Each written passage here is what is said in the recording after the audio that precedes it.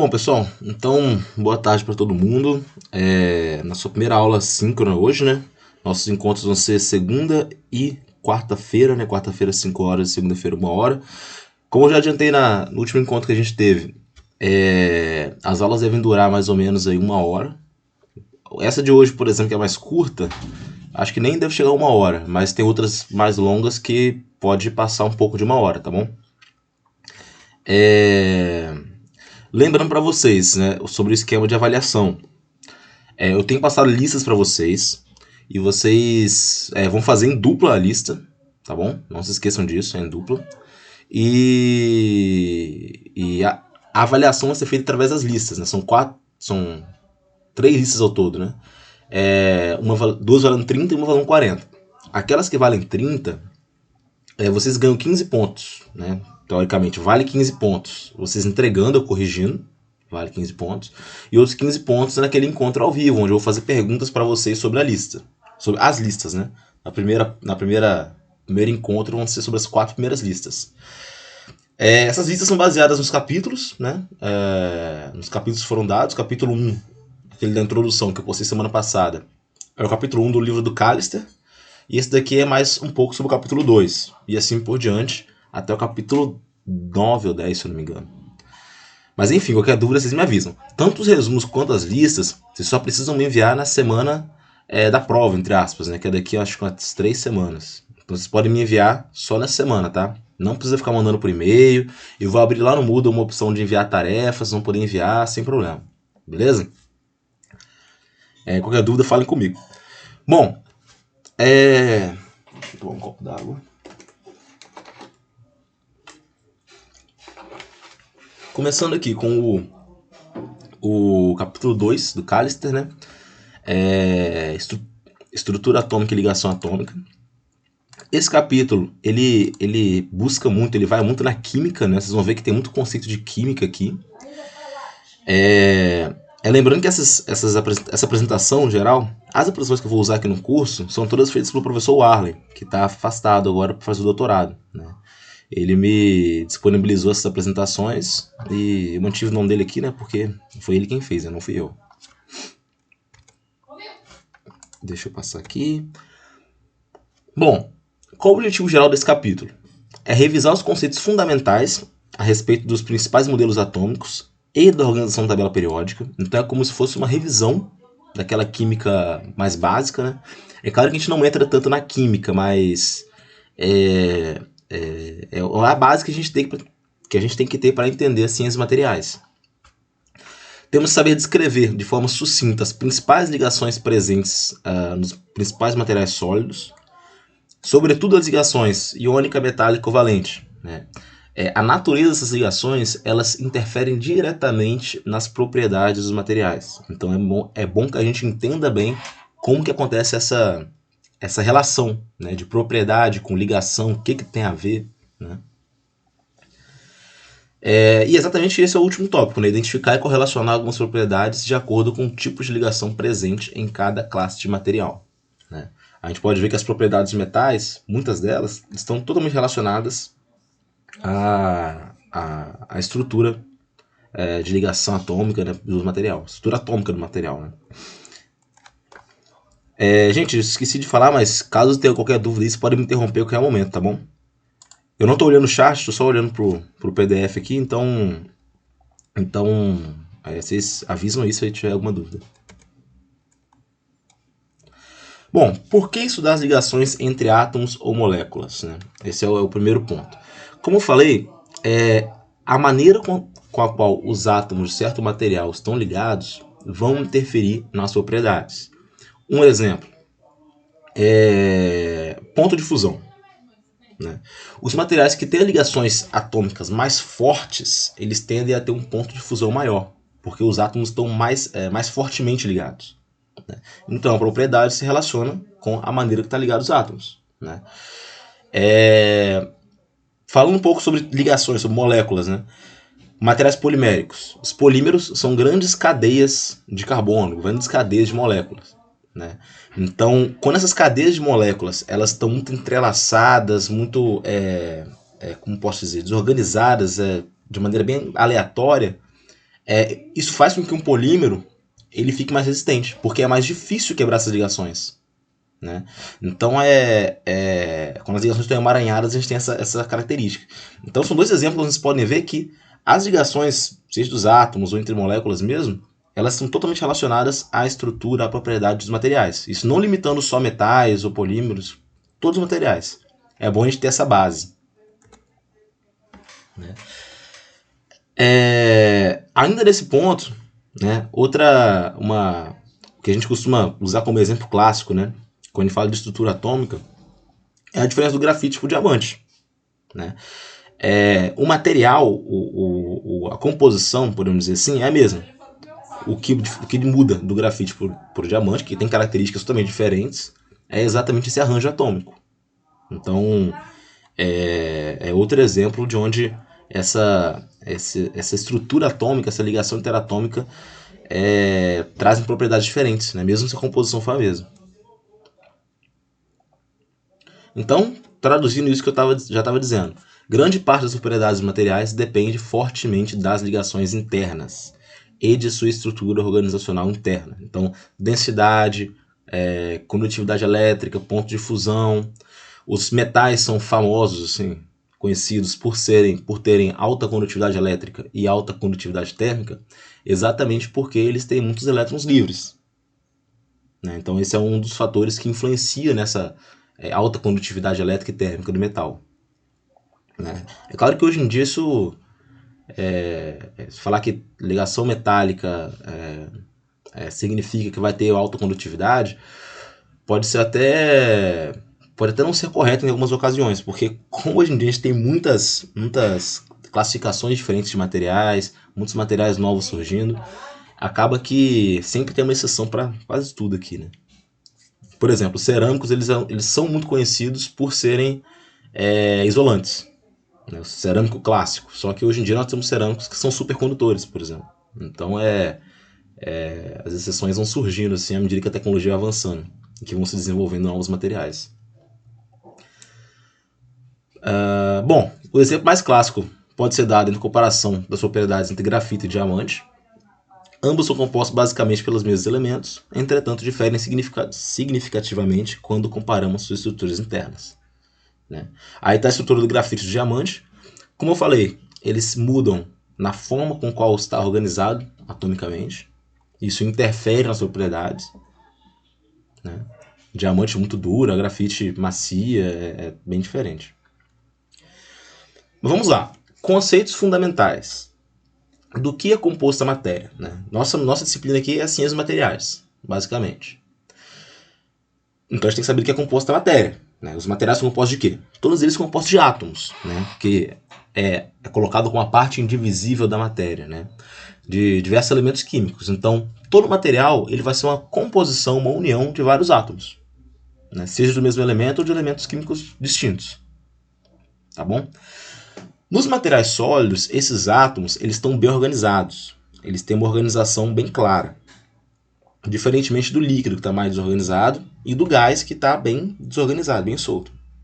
Então, nos sólidos, eu tenho uma organização dos átomos. Beleza? Entender como que esses átomos estão organizados também nos ajuda a criar classes de materiais diferentes.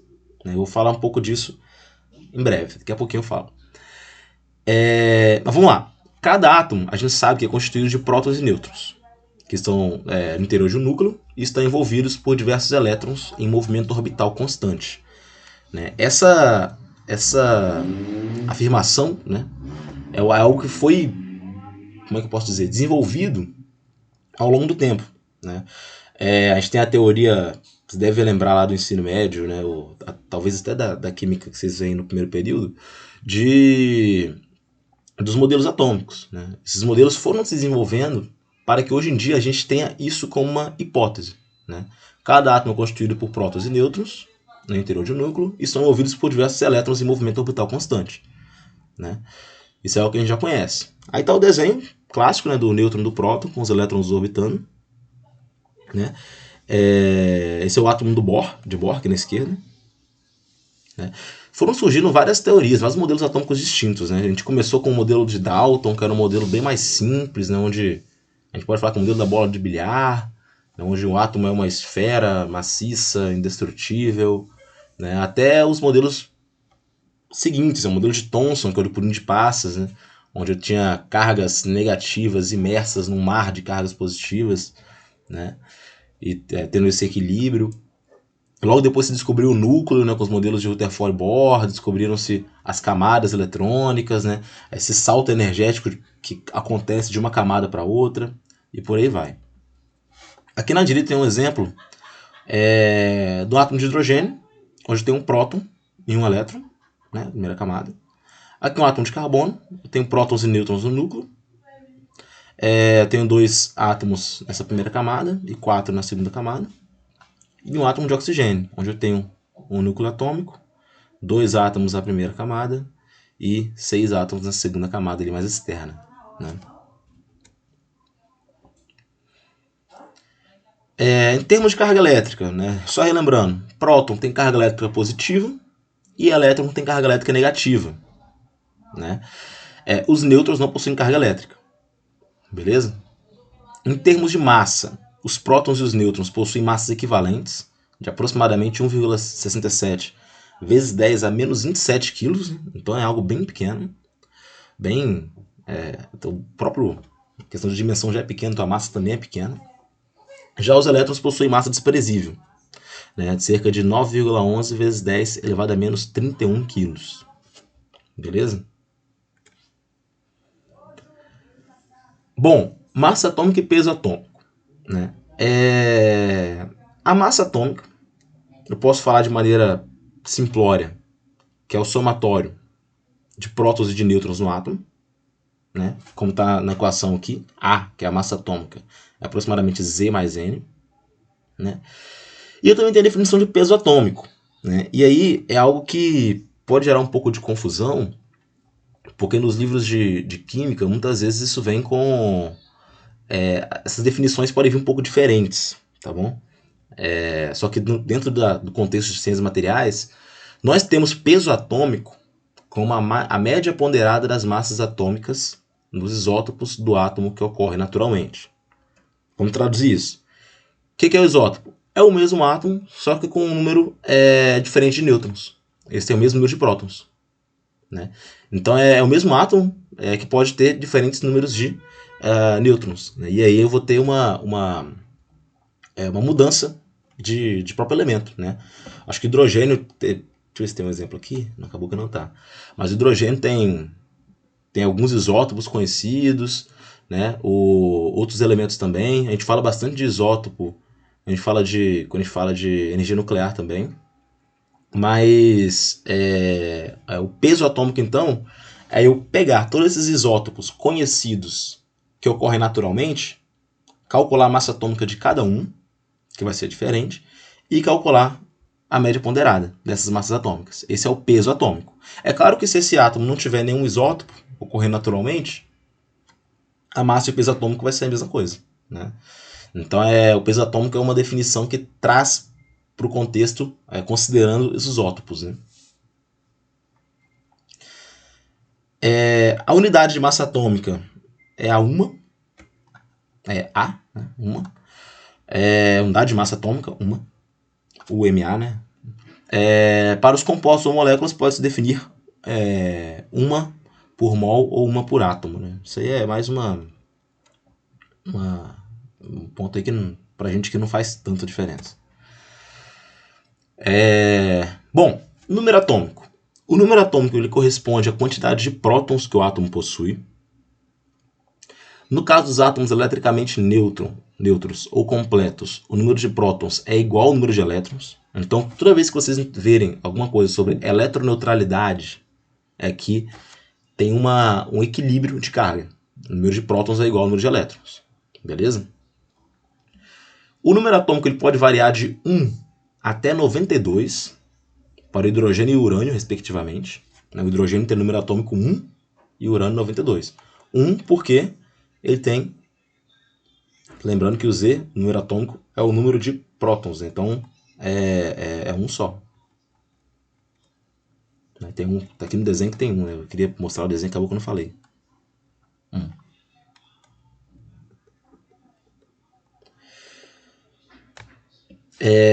Para o entendimento mais detalhado da configuração eletrônica dos átomos, é necessário um estudo mais aprofundado que a gente chama de modelo mecânico ondulatório. Vamos lá. Quando as teorias de modelos atômicos surgiram, né, Dalton, Thomson, Rutherford, Bohr, essas últimas principalmente, Rutherford e Bohr, elas foram muito bem aceitas, né, obviamente, foram comprovadas através de experimentos, mas ainda são teorias que não conseguiam explicar alguns fenômenos, né, elas eram de certa maneira incompletas, né. Quando surgiu a hipótese, né, a teoria, o modelo criado, de que o elétron ele se comportava também como onda, não só como partícula, né, ou seja, a dualidade de onda-partícula, tal qual acontece com os fótons, surgiu esse modelo mecânico ondulatório, né, que aí a gente pode falar da teoria de Schrödinger, de Heisenberg, enfim, várias teorias foram feitas para explicar isso, né. Inclusive, foi abordando essas teorias que a parte probabilística foi introduzida aqui na física. Né? Aqui nessa física que a gente pode falar que é mais moderna, né? Tem até aquela frase que todo mundo gosta de... Todo mundo deve ter visto, né? Einstein fala, Deus não joga dados. Por quê? Porque o Einstein ele não queria acreditar que a física, que descreve os fenômenos naturais, poderia ser regida por uma física probabilística, em base à probabilidade, né? Hoje em dia a gente sabe que realmente é a probabilidade, né? A gente não consegue determinar com 100% de exatidão a posição e a velocidade de um elétron. Como ele tem esse comportamento de onda, isso não é possível. As probabilidades elas vão variando. Se eu tiver mais certeza da posição, eu tenho menos certeza da velocidade e vice-versa. Então é difícil compreender isso de maneira mais simples, né? Mas enfim, esse modelo mecânico ondulatório, a gente nem costuma abordar muito aqui, a gente já vai para o lado da física que já foge do nosso escopo, mas é um modelo que ele descreve bem o átomo e o elétron. É um modelo atômico, como posso dizer, é o mais aceito hoje em dia, assim, é o mais completo, podemos dizer. Né? Nesse modelo mecânico ondulatório, nós temos 4 números quânticos, né, que eles falam, que eles se referem ao como se fosse o estado do átomo, né, perdão, do elétron, né. Eu tenho o número de camada, que é K, L, M, N, O, P, Q, por aí vai. Número de subcamada, S, P, D e F. O número do estado energético para a subcamada. E o momento de spin. Né? Esses 4 números atômicos, acho que vocês devem lembrar eles aí de física, né? Eles são introduzidos nesse modelo mecânico ondulatório, né? Se referem aos elétrons. Essas subcamadas podem ser interpretadas como volume no espaço, com alta probabilidade, perceba que já está introduzida essa questão de probabilidade, de se encontrar um elétron. Então, eu tenho o orbital S, P, D e F, né, que são os orbitais das subcamadas. Aí temos mostrando aqui o desenho de cada subcamada do orbital, né, a esfera. Aí tem o Altair, que é o P, que tem esse formato meio que de um Altair mesmo, né, similar. O duplo Altair e formas complexas, né. Então, esses são as subcamadas, né. É comum a gente ver, sobretudo hoje em dia que tem se desenvolvido materiais novos, esse conceito de hibridização, onde 2 subcamadas elas são hibridizadas, podemos dizer assim, que é como se fizesse uma composição das duas. Né? Então os orbitais híbridos S e P estão mostrados aqui embaixo. Ó. O orbital S, que era uma esfera, e o P, que era um duplo Altair, eles são misturados, podemos colocar entre aspas, que são orbitais híbridos. Né? Isso pode fornecer propriedades novas para certos materiais. Né? Se eu não me engano, agora não vou lembrar o material. Eu ia dar algum exemplo de material que sofre essa hibridização, mas estou esquecendo. Se não me engano, o grafeno tem orbitais híbridos. O grafeno que, não sei se todo mundo já ouviu falar, que é um material que hoje em dia a gente pode falar que é um material do futuro, né? Que uma camada fina de apenas um átomo é capaz de suportar, sei lá, 5 quilos, uma coisa desse tipo. Então é um material bem leve e bem resistente. Assim, extremamente leve, extremamente resistente. Ele está sendo estudado ainda, só que é aquela história, né? Até se desenvolver maneiras baratas de se produzir com certa confiabilidade, ainda vai demorar alguns anos. Bom, Ainda sobre configuração eletrônica dos átomos, devemos destacar o que a gente chama de elétron de valência. Né? Elétrons de valência são os elétrons que estão na última camada. A última camada é a camada de valência. Beleza? Então elétron de valência e camada de valência. Quando vocês verem isso, se refere à última camada de elétrons, a camada mais externa, né? Onde os elétrons estão mais fracamente ligados ao núcleo. Né? E é extremamente importante a gente entender o que são esses elétrons de valência, porque para fazer a ligação atômica, esse conceito ele entra aí. Né? Vou explicar para vocês como. Os elementos que eles têm a última camada, a camada de valência, né? Totalmente preenchidos, eles são elementos que eles não se ligam com ninguém, eles são estáveis. Né? Vocês devem conhecer que são os elementos, deixa eu passar aqui um pouquinho para frente, amarelinhos aqui. Esses elementos que são os conhecidos gases nobres. Né? Então, eles não se ligam com ninguém. Quando eu tenho alguns elétrons na última camada, esses elétrons eles podem se ligar de formas diferentes. Né? Eles podem, por exemplo, um átomo pode doar um elétron para o outro, fazendo uma ligação iônica. Um átomo pode compartilhar um elétron com o outro, criando uma ligação covalente. Eles podem se ligar também através de uma ligação metálica, que é um pouco mais complexo de explicar, mas é como se fosse uma superposição ali. Né? Então, as ligações elas acontecem através desses elétrons. Né? Eles que dão início a essa ligação. Bom, aqui eu tenho a definição do princípio de exclusão de Pauli. Esse princípio estipula que cada estado quântico pode comportar o máximo de 2 elétrons. Cada estado orbital, estado eletrônico, né, orbital eletrônico, pode comportar o máximo de 2 elétrons, que devem possuir valores opostos de spin. Né, princípio de exclusão de Pauli. Onde camadas S, P, D e F podem comportar 2, 6, 10 e 14 elétrons. Isso aí acho na sétima, no 8º ano, 9º ano do ensino fundamental, vocês devem ter visto um pouquinho sobre isso, né? Que é aquela questão de fazer aquela divisão, né? 1 1, 2 S2, 3 P6, enfim. Isso aí eu não vou cobrar de vocês. Mas essas são as camadas, né? Essa divisão de camadas aí, o princípio de exclusão de Pauli, ele estipula esse máximo de valores para cada camada. Outro conceito fundamental em relação à configuração eletrônica dos elementos corresponde à facilidade de o elemento doar ou receber elétrons para o outro elemento. O que define isso para a gente é o parâmetro que a gente chama de eletronegatividade. Né?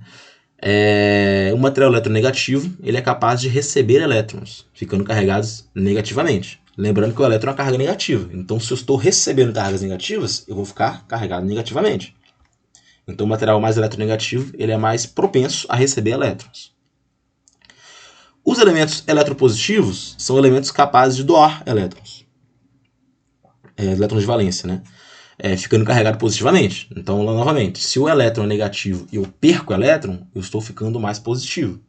Beleza? Então, só dessa definição a gente pode imaginar, né, pode visualizar que uma ligação entre um elemento muito eletronegativo com outro muito eletropositivo, ela vai acontecer naturalmente. Né? Porque um vai ser muito propenso a doar elétrons e o outro é muito propenso a receber elétrons. Né? Então é um parâmetro para, de certa forma, medir a facilidade de doar ou receber elétrons. Essa eletronegatividade e eletropositividade dependem de raio atômico, de afinidade eletrônica e do potencial de ionização. Né? E aí, a partir dessa definição entre dois elementos, sendo um mais eletropositivo e outro mais eletronegativo, nós já podemos dividir sobre o provável tipo de ligação que vai ser feita. Né?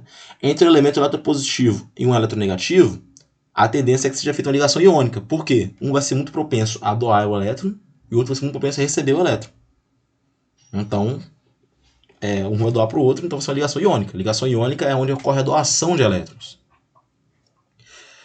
Quando dois elementos eletronegativos eles se unem, né? Lembrando, o eletronegativo é aquele que é mais propenso a receber elétrons. Um recebe elétron do outro. Né? É um compartilhamento de elétrons. Né? Então é o que a gente chama de ligação covalente. né, onde vai haver um compartilhamento de elétrons, beleza? E dois elementos eletropositivos, são dois elementos capazes de ceder elétrons, né, faz ligação metálica, né? A ligação metálica como que eu posso explicar isso de maneira didática? Vamos ver. A ligação metálica é como se tivesse cada átomo tivesse uma nuvem de elétrons ao redor dele.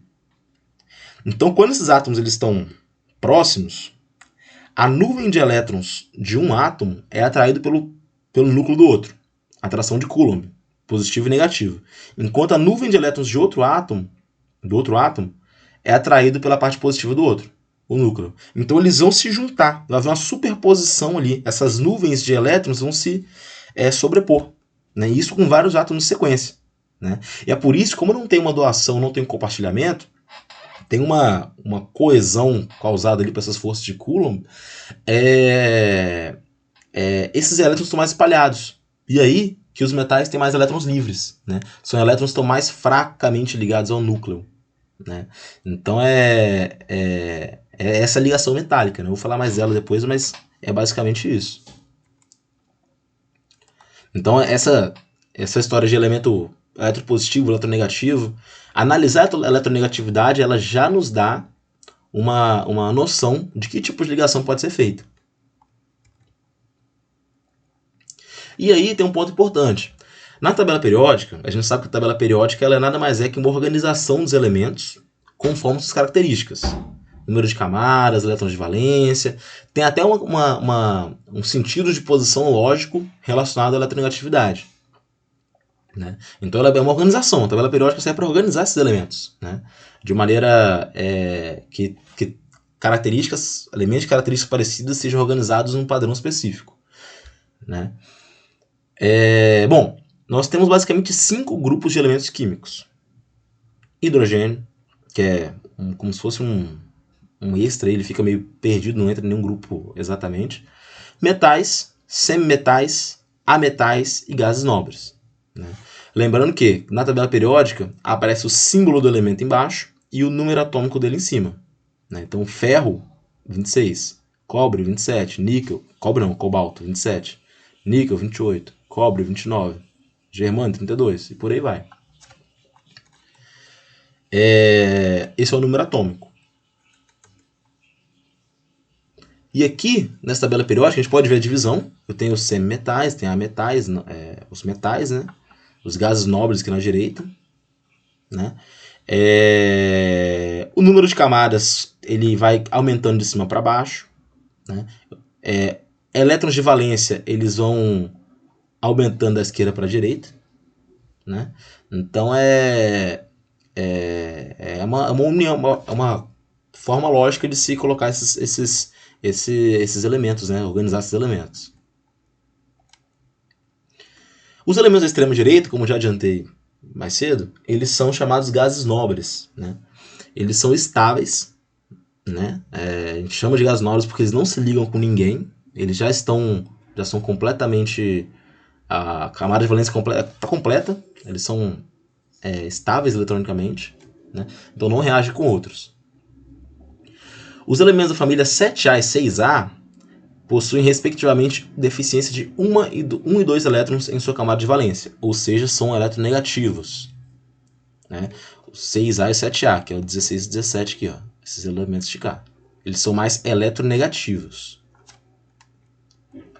Os elementos da família 1A e 2A, que essas colunas são as colunas mais à esquerda aqui, eles são os mais eletropositivos. Né? Eles têm 1 ou 2 elétrons em excesso. Né? Então perceba como é que casa bem. Os mais eletropositivos eles têm elétrons em excesso, entre aspas. Né?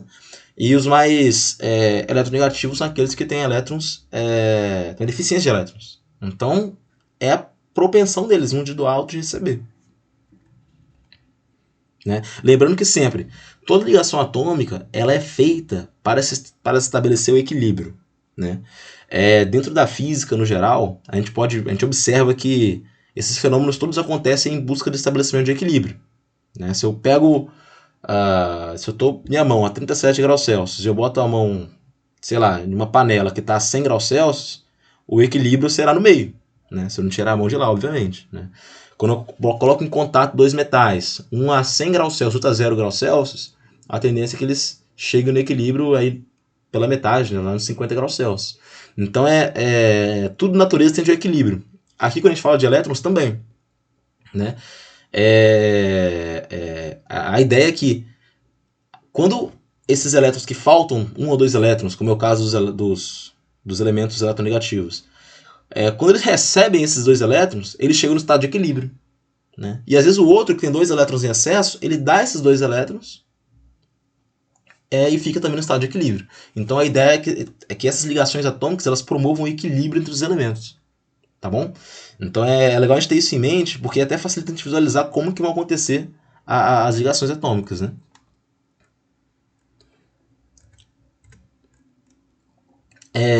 Voltando à tabela, os elementos da família 3B e 2B são chamados metais de transição, né? 2B e 3B, né?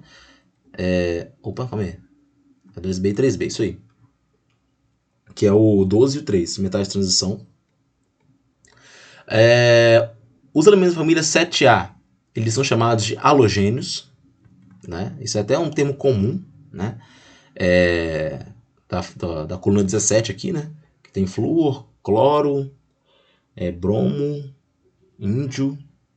Esse AT eu não conheço, na verdade. Não vou lembrar de cabeça. Mas enfim, são os elementos que a gente chama de halogênios. Elementos da família 1A e 2A são chamados de alcalinos e alcalinos terrosos, né? 1A e 2A, alcalinos e alcalinos terrosos.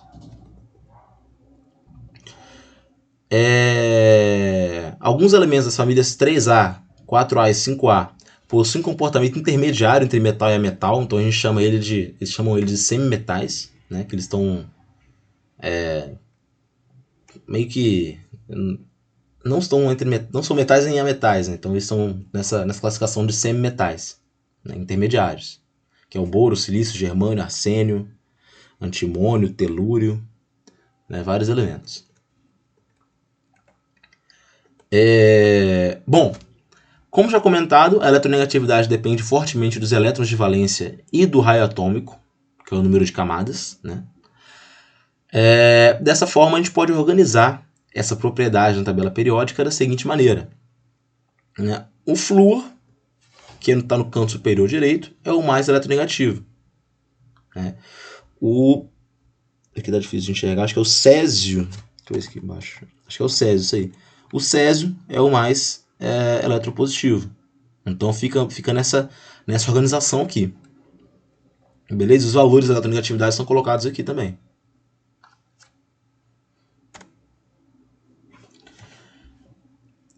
Mas enfim, isso é só para mostrar que a gente entendendo a eletronegatividade, a gente entende melhor a tendência de se formar, fazer uma ligação iônica, covalente ou mesmo metálica. Deixa eu tomar um gole de água aqui, gente.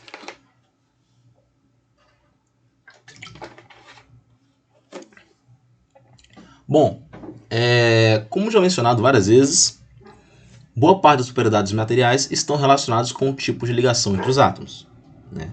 Propriedade e tipo de ligação está correlacionado. As ligações dos átomos e moléculas podem se dividir em 2 grupos principais: as ligações químicas primárias e as ligações físicas, que são as secundárias, né? As químicas são as que eu já comentei aqui hoje, que são ligações iônicas, covalentes, ligações metálicas, né? As secundárias já entram aquelas ligações que são mais fracas, né? As ligações de Van der Waals. Você deve ter visto isso antes em química. São aquelas ligações mais fracas mesmo. As ligações químicas, elas são ligações mais fortes e comuns que as físicas e buscam estabilizar eletronicamente a última camada dos átomos envolvidos na ligação. Então a ideia das ligações químicas, que são mais fortes, é estabilizar eletronicamente a última camada. É sempre isso. Por isso que os gases nobres não ligam, porque já estão estáveis, né? Então a ideia das reações químicas é estabilizar essa última camada. Aqui os 3 tipos de ligações, que eu já citei. As ligações físicas, tem algumas diferentes, né, mas os princípios são bem parecidos, né? Eu tenho a ligação de dipolo induzido flutuante, ligação entre moléculas polares e dipolos induzidos, ligação de dipolo permanente, ligação de hidrogênio. Temos todas essas ligações.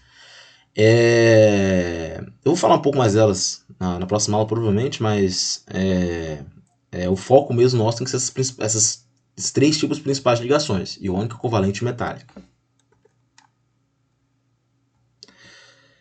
Bom, antes de ver cada tipo de ligação química, né, que é algo que a gente vai deixar para a próxima aula, né, que eu dividi esse slide para metade hoje e metade quarta-feira. Né? É importante a gente conhecer as forças e energias envolvidas nas ligações. Né? Eu até citei aqui no início da aula que um ponto de fusão alto é porque os átomos estão muito fortemente ligados.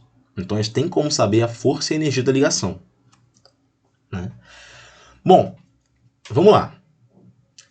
Ao se aproximar 2 átomos, vão surgir naturalmente entre eles 2 forças, devido às suas cargas elétricas, né? Uma força repulsiva e uma força atrativa. Então, aproximando 2 átomos, vão surgir essas 2 forças. A força resultante, no total, vai ser a soma, obviamente, da força repulsiva com a força atrativa. Vai ser essa soma, beleza? Como está colocado aqui. Analogamente às forças, podemos também considerar a existência de energias repulsivas e atrativas, agindo a uma distância finita entre 2 átomos. Né? Então aí nós temos essa energia, né, que vai ser a integral da força, essa integral dessa força, aí, como está colocado aí nessa equação. Deste modo, tanto para a força quanto para a energia que age entre os átomos, existe uma distância de equilíbrio, né? A integral da força em relação a essa distância. Né? Onde a força resultante é igual a 0 e a energia é a mínima possível. Então vai chegar um ponto onde a força total vai ser igual a 0 e a energia vai chegar no valor mínimo. Né? Essa distância costuma ser, para a maioria dos átomos, de 0,3 nanômetros, essa distância atômica. Né? Essa distância que eu me refiro é a distância de equilíbrio. Né? Nessa distância de equilíbrio, nós teremos um estado de equilíbrio, onde a força atrativa ela vai anular a força repulsiva. E a energia total ela vai ser uma energia mínima. Essa energia mínima a gente chama de energia de ligação. Tá bom? É a energia que está ligando os átomos. Né? Esse E0, como está mostrado aí. O R0 é a distância interatômica. Né? Eu tenho como calcular a energia de atração e a energia de repulsão de acordo com essas fórmulas que são mostradas aqui. Né? Mas eu não vou cobrar isso de vocês, tá? Menos A sobre R, esse A é uma constante, depende de várias coisas, o B também é uma constante, depende de várias coisas, para calcular a repulsão, então não vale a pena entrar nesse mérito. Mas a ideia é que tem uma energia de ligação entre os átomos. Né? Então cada material, no seu interior, os átomos vão ter uma energia de ligação. Né? E para eu conseguir romper essa ligação, eu tenho que fornecer uma energia maior que essa energia de ligação. Né? Eu tenho que, como posso dizer, liberar essa energia de alguma forma. Tá bom? Aí aqui eu tenho 3 gráficos. Né? Aqui na esquerda, embaixo, energia potencial. Eu tenho a parte parcial da repulsão, o equilíbrio e a atração. Isso aqui é a soma já dos gráficos de repulsão e atração. Né? Aqui na direita eu tenho a força. Né? Eu tenho a força atrativa, que ela vai reduzindo ao passo que vai se afastando os 2 átomos, e a força repulsiva que também vem reduzindo. Né? A força total, a soma das duas, ela está mostrada aqui. Ó. Né? Ela vem partindo de cá, tem um aumento, e à medida que vai se distanciando, vai reduzindo. Né? Mas esse ponto daqui dela, que está sendo tracejado aqui, é o ponto referente a essa distância R0, que é a distância interatômica mesmo. Tá bom? Aqui temos a energia potencial, que é um gráfico bem parecido. Né? A energia repulsiva ela vai diminuindo, chegando a 0, sem que aumente muito a distância interatômica. E a energia atrativa ela vai reduzindo, mas ela não chega a 0. Né? Ela tem uma energia de ligação ainda ali. Eu preciso de um estímulo para, de fato, romper essa ligação entre os átomos aí. né? Então esse aqui é o conceito de energia de ligação.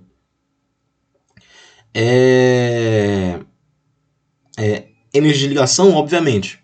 Olha lá, o material cerâmico, ele tem um ponto de fusão muito alto. Então eu sei que a energia de ligação entre ele é muito alta, né? Novamente no cerâmico, por ele ter energia de ligação muito alta, ele também vai ser muito rígido. Por quê? O que é rigidez? É a capacidade dos átomos eles se afastarem e voltarem à sua posição original, né? Então eles não têm essa flexibilidade, né, digamos assim, para se afastar e voltar, como uma borracha tem. A borracha a energia de ligação é mais baixa, né? Então eu consigo romper essa ligação, né? Consigo ter essa rigidez um pouco menor, né? Bom, aqui eu tenho um gráfico para força de ligação e energia de ligação para o sal de cozinha, o NaCl, né? A distância interatômica entre o centro dos átomos é de aproximadamente 0,28 nanômetro. Aqui está bem colocado, né? A distância entre os centros, né, dos átomos. E à medida que essa distância vai aumentando, eu tenho a minha energia de ligação aqui também, bem clara, né? Isso está até sobreposto aqui para parecer bem que a distância que se refere a esse R aqui é a distância entre os centros dos átomos.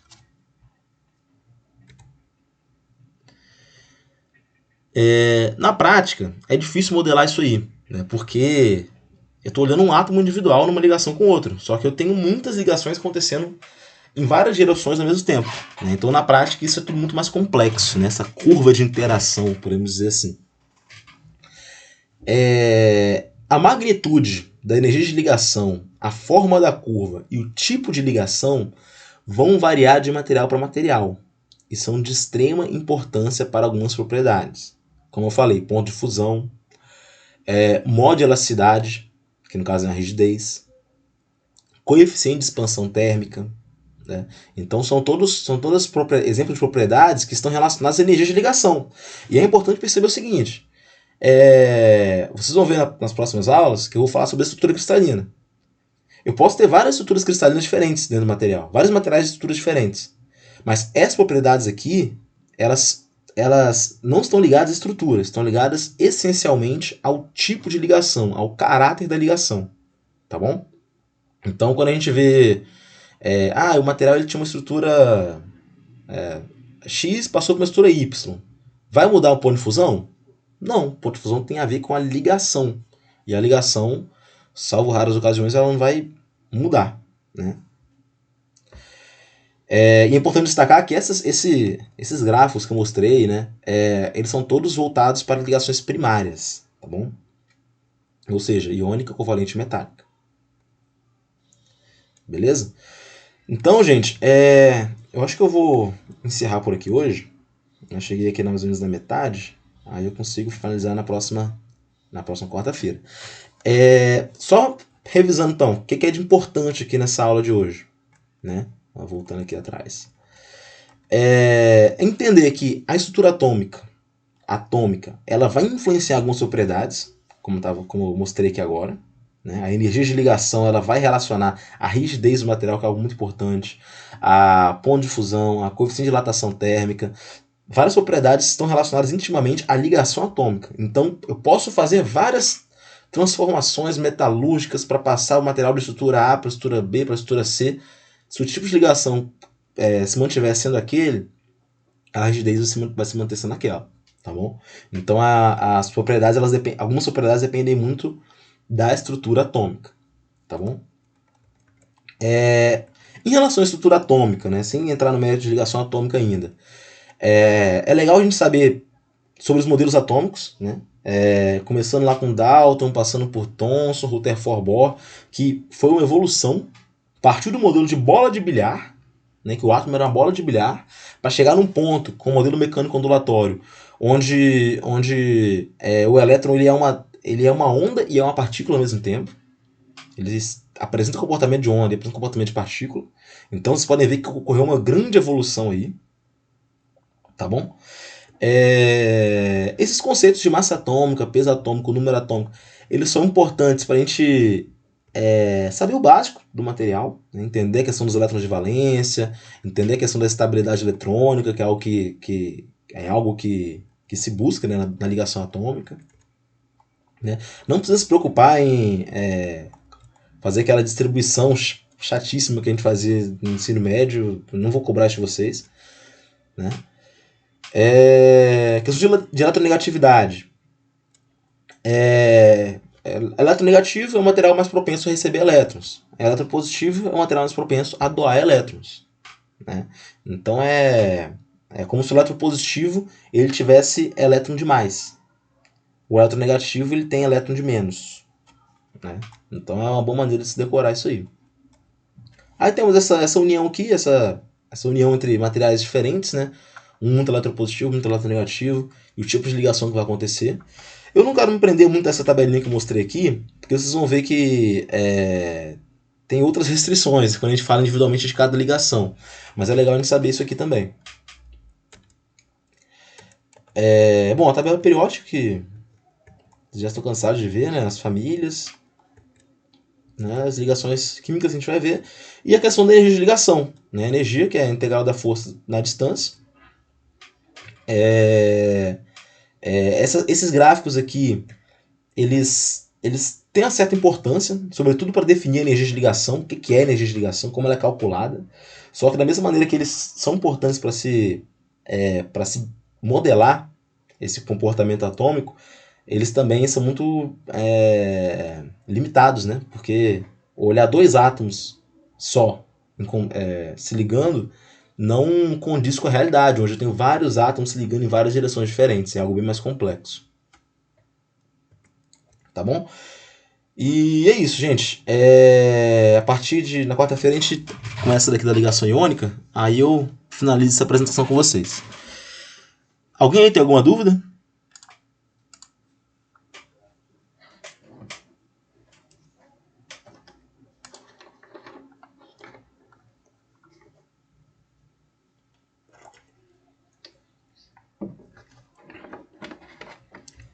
Beleza, então.